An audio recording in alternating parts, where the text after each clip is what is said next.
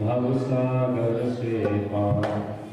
श्री गुरु जी के सिमरन मात्र से नासत विघ्न अनंत। ताते सर्वारंभ में ध्यावत है सब संत। ताते सर्वारंभ में ध्यावत है सब संत। मैं निर्बल अति दीन हूँ, तुम समर्थ बलवान। सब विधि मम रक्षा करो, दीन बंधु भगवान। सब विधि मम रक्षा करो, दीन बंधु भगवान। भक्ति दान मोहि दीजिए, गुरुदेवन के देव। और कछु ना चाहिए, निस दिन तुम्हारी सेवा। और कछु ना चाहिए, निस दिन तुम्हारी सेवा। गटगटवासी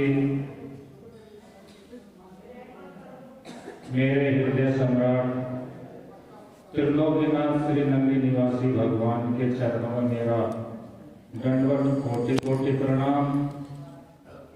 दूर दराज से आए हुए सभी अर्चनीय वंदनीय पूजनीय सभी संत महापुरुषों के चरणों में मेरा कोटि कोटि प्रणाम।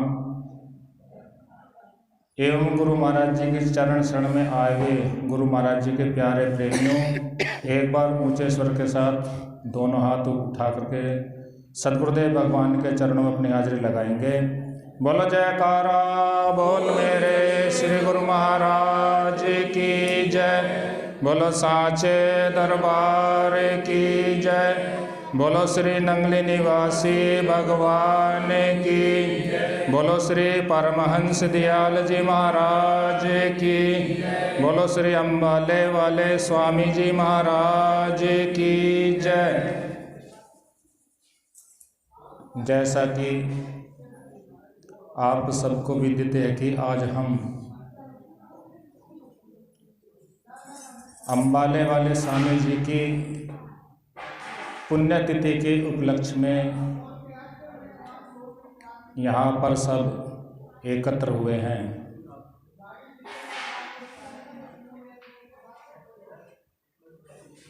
महापुरुष कहते हैं कि संत की महिमा वेद न जाने, जेता जाने तेता बखाने। जैसे मिश्री होती है, मिश्री को आप चाहे ऊपर से खाओ या नीचे से खाओ, चाहे दाएं से खाओ या बाएं से खाओ, वो मीठी ही होती है। ऐसे ही जो महापुरुषों का जीवन होता है वो बड़ा अलौकिक और दिव्य होता है। उनका इस संसार में रहना भी हमको शिक्षा देता है और इस संसार से जाना भी हमको शिक्षा देता है। क्योंकि जब महापुरुष इस संसार में रहते हैं तो हम अज्ञानी जीव उनको समझ नहीं पाते, उनके क्रियाकलापों को हम नहीं समझ पाते कि किस प्रकार से वो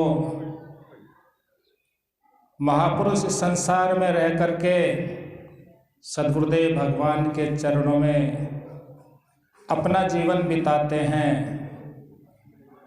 लेकिन हम अज्ञानी जीव भला कहाँ उनको समझ पाते हैं, क्योंकि महापुरुष इस संसार में सद्गुरुदेव भगवान का नाम का डंका बजाते हुए दूर दराज देशांतर में उनके यश को फैलाते हैं। जैसा कि पूज्य स्वामी जी का जीवन सादा जीवन और उच्च विचार, उन्होंने अपने शरीर की परवाह ना करते हुए सर्दी गर्मी बरसात अनेकों गांवों में जा करके सद्गुरुदेव भगवान का नाम का डंका बजाया। अनेकों सोए हुए प्राणियों को जो संसार की मोहमाया में, जो संसार के दलदल में फंसे हुए थे, उनको जा करके सद्गुरुदेव भगवान के चरणों से जोड़ा। क्योंकि महापुरुषों का तो काम ही होता है कि आप जपे औरों को जपावे, नानक निश्चय मुक्ति पावे। वो स्वयं उस नाम को जपते हुए आप सबको प्रेरणा करते हैं कि सद्गुरुदेव भगवान का नाम का सिमरण करो, क्योंकि ये जो हमारा पंचभौतिक शरीर है ये क्षणभंगुर है। आना और जाना इस संसार का नियम है। महापुरुष भी संसार में आते हैं और ग्रस्त भी संसार से जाता है, लेकिन ये सत्य है कि इस संसार से हमको जाना ही पड़ता है, ऐसा इस सृष्टि का नियम है। महापुरुष कहते हैं कि आए हैं सो जाएंगे, राजा रंग फकीर, एक सिंहासन चढ़ चले एक बांधे जाए। इस संसार में रहने के लिए हम लाख यत्न कर ले, लाख प्रयत्न कर ले, कितनी भी महंगी से महंगी दवा हम क्यों ना खा ले, लेकिन फिर भी हमको ये शरीर छोड़कर जाना ही पड़ता है। लेकिन जाना उनका धन्य होता है जो सद्गुरुदेव भगवान की सेवा करते हैं और जो हमको शब्द मिला है उसका सांस सांस में हम सिमरण करते हैं। वरना तो श्वासें आ रही हैं जा रही हैं, ये निरंतर दिन रात चलती रहती हैं, लेकिन जिस सांस में मालिक का सिमरण हो वही सांस हमारी कीमती होती है, वही हमारे खाते में लिखी जाती है। और महापुरुषों ने तो कहा कि कहता हूँ कहे जात हूँ, क्या बजाऊँ ढोल, श्वासा खाली जात है तीन लोक का। एक एक श्वास की कीमत तीन लोक के बराबर है, जिनको अज्ञानी जीव मनमुख ऐसे ही गंवा देते हैं। जब गुरु की शरण में आ जाते हैं तो वो उस श्वास की कीमत जान जाते हैं और वो सांस सांस में सिमरण करते हैं। इसलिए महापुरुष कहते हैं कि गुरुमुख मनमुख दो हैं जग में, दोनों की मति न्यारी है। गुरुमुख पल पल सिमरण करता, दोनों लोग सवारी है। क्योंकि गुरुमुख गुरु के बताए हुए अनुसार सांस सांस में सिमरण करता है और मनमुख मन के अनुसार अपना जीवन बिताता है, तो क्या होता है कि वो 84 के चक्कर में चला जाता है और मनमुख महापुरुषों के बताए हुए मार्ग पर चलकर अपना ये लोक भी बना लेता है और परलोक भी उसका संवर जाता है। क्योंकि महापुरुष इस संसार में आकर के हमको शब्द देते हैं कि तुम इस शब्द के द्वारा अपना जन्म मरण का बंधन काट लो, और जब तक हम ईश्वर को नहीं प्राप्त कर लेंगे हमको इसी संसार में आना जाना पड़ेगा। इसलिए कहते हैं कि नाम की कमाई कर लो, क्योंकि नाम के द्वारा ही हमारा बंधन कटेगा। तो महापुरुष इस संसार में रह करके आप सबको जगाते हैं, और जो जाग जाते हैं उनका जीवन धन्य हो जाता है।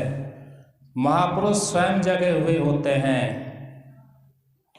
जिस प्रकार से सूर्य के उदय होने से रात्रि का अंधकार दूर होता है, ऐसे ही महापुरुष हमारे को वाणी के द्वारा शब्द के द्वारा चोट करते हैं कि हमारे अंदर का अंधकार निकले, हमारे अंदर की जो बुराई है वो निकले।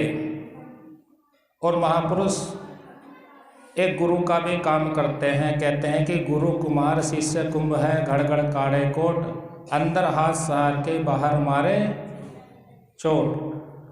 तो वो चेताते भी हैं, डांटते भी, फटकारते भी हैं और लाड़ प्यार भी करते हैं। क्योंकि डांटना भी वो बाहर से ही डांटते हैं, लेकिन अंदर तो उनके अंदर प्रेम का सागर भरा हुआ होता है। वो डांट भी भलाई के लिए ही होती है, क्योंकि हम सब नाम समझ हैं, अज्ञानी जीव हैं, गलती कर बैठते हैं, तो लेकिन वो बख्शनहार हैं, हमारे गुनाहों को क्षमा कर देते हैं, इसलिए तो उनको दयालु कृपालु कहा जाता है। वो बख्शनहार हैं, हमारे गुनाहों को बख्शते रहते हैं। तो ऐसे ही महापुरुषों का जीवन होता है कि वो हमारे को क्षमा कर देते हैं। हम उनकी महिमा कितने भी गाए उतना थोड़ा ही है, क्योंकि उनके अंदर अथाह सागर, ज्ञान का जो सागर है वो भरा हुआ होता है, जो आप सबको शब्दों के द्वारा, अपनी वाणी के द्वारा और अपनी कृपा के द्वारा आप सबको वो कृपा प्रसाद देते हैं। जिनके अंदर पात्रता होती है वो उसको ग्रहण कर लेते हैं। जिस प्रकार से एक शिष्य अपने गुरुदेव के चरणों में जाता और उनसे कहता कि गुरुदेव कृपा करो, कृपा करो। एक बार उनके गुरुदेव ने उसको एक डब्बा दिया और उसमें गोबर गिरा दिया, कहा कि भिक्षा मांग के लाओ। जब वो शिष्य उस डब्बे को लेकर के गया तो किसी के घर पर गया तो उन्होंने कहा भिक्षा, तो जैसे भिक्षा डालने आया तो उसने देखा कि ये तो गोबर है। तो उन्होंने कहा कि भाई पहले डब्बे से गोबर तो निकालो। तो जब शिष्य गुरुदेव के चरण में आया तो गुरुदेव तो कृपा करते हैं, लेकिन जब हमारा पात्र ही गंदा होगा तो उनकी कृपा कैसे हमारे जीवन में उतरेगी।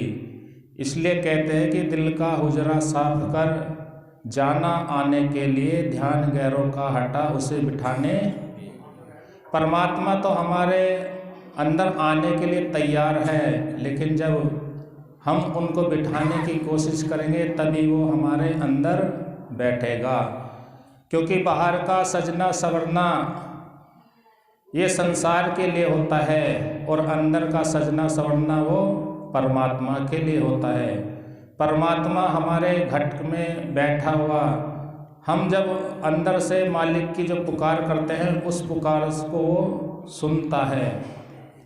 इसलिए कहते हैं कि मोको कहाँ ढूंढे रे बंदे, मैं तो तेरे पास में, ना मंदिर में ना मस्जिद में ना काशी कैलाश में। परमात्मा हमारे घट के अंदर ही है, लेकिन हमारे और उनके बीच माया का पर्दा पड़ा हुआ है और माया के कारण ही हम उसको देख नहीं पाते। इसलिए माया को अंधकार कहा गया है और भक्ति को प्रकाश कहा गया है। माया हमको मालिक से दूर करती है और भक्ति हमको ईश्वर की तरफ ले जाती है। इसलिए हमको अपने जीवन में भक्ति करना चाहिए। जिस प्रकार से सबरी ने भक्ति करी, मीरा ने भक्ति करी, नामदेव ने भक्ति करी, तो आज उनका नाम अमर है। क्यों? उन्होंने अपने जीवन में सांस सांस में मालिक का नाम लिया। उन्होंने अपने जीवन को परमात्मा के प्रति समर्पण कर दिया और जब परमात्मा के प्रति जीवन समर्पण हो जाता है तो उनका जीवन मंगलमय बन जाता है। और आना और जाना तो ये सबका होता ही है। सिकंदर जैसे सम्राट भी इस संसार में नहीं रहे, वो भी जब गए तो इस संसार से खाली ही गए। कहते हैं कि क्या लेकर तू आया बंदे, क्या लेकर तू जाएगा, मुट्ठी बांध के आया बंदर हाथ पसारे जाएगा। तो ये निश्चित बात है, लेकिन महापुरुषों ने जो हमको मार्ग बताया है उस मार्ग पर हम चलते रहें तो हमारा जीवन मंगलमय बन जाता है। इसलिए मौत से तो कोई नहीं बच सकता। लुकमान हकीम का नाम बहुत बड़ा वैद्य था, छोटी मोटी बीमारी तो उसके पास में जाने से ऐसे ही चली जाती थी। तो जब उसका अंत समय आया तो उसने क्या किया कि अपने जैसी हम शक्ल के हजारों पुतले बना दिए। उधर जब फरिश्ते उसको लेने के लिए आए तो उन्होंने क्या देखा कि हम तो एक लुकमान को लेने के लिए आए थे, लेकिन यहाँ तो हजारों लुकमान खड़े हैं। तो सोचे किसको ले जाए, तो उन्होंने उसकी तारीफ करनी शुरू करी कि वारे वाह लुकमान, तूने तो हमारे खुदा को ही फेल कर दिया। हमारा खुदा तो एक या दो शक्ल के ही एक जैसे इंसान बनाता है, लेकिन तूने तो अपने शक्ल के हजारों बना दिए। यदि तू हमको मिल जाए तो हम तेरे को नहलाएंगे, धुलाएंगे, तेरे को इत्र लगाएंगे, तेरे को अच्छे अच्छे कपड़े पहना करके तुझको फूल माला पहनाएंगे, तुझको अच्छे सिंहासन पे बिठा करके तेरी आरती उतारेंगे, और जिस पे खुदा बैठा है उसकी जगह तुझे बिठा देंगे। लेकिन एक छोटी सी कमी रह गई। अब जो असली लुकमान था उन मूर्तियों के अंदर जो छुप के बैठा था वो सोचने लगा भाई कमी तो बाहर निकल के ही पूछनी पड़ेगी। तो बाहर निकल के आया कि बोले जी क्या कमी रह गई? बोले कमी बस ये रह गई, सब चुपचाप खड़े हैं, तुम बोल रहे हो तुम्हारा टाइम पूरा हो गया इसलिए तुम यहाँ से 1 2 का 4 बोलो। तो देखो वो भी मौत से नहीं बचा। इसलिए कहते हैं कि सांसों का पिंजरा किसी दिन टूट जाएगा, फिर मुसाफिर किसी राह में छूट जाएगा।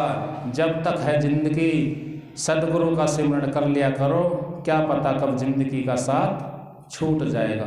तो आज का दिन यही दर्शाता है कि जिस प्रकार से महापुरुष गए तो हमको भी जानना है। तो हम उनके चरणों में प्रार्थना यही करते हैं कि जिस प्रकार से उन्होंने सेवा और सिमरण भक्ति करते हुए अपना जीवन बताया, तो हमारे ऊपर भी वो ऐसी कृपा करे कि हम भी सेवा सिमरण भक्ति करते हुए अपने जीवन को बिताए। बोलो सद्गुरुदेव भगवान की जय, बोलो पूज्य स्वामी जी महाराज की जय।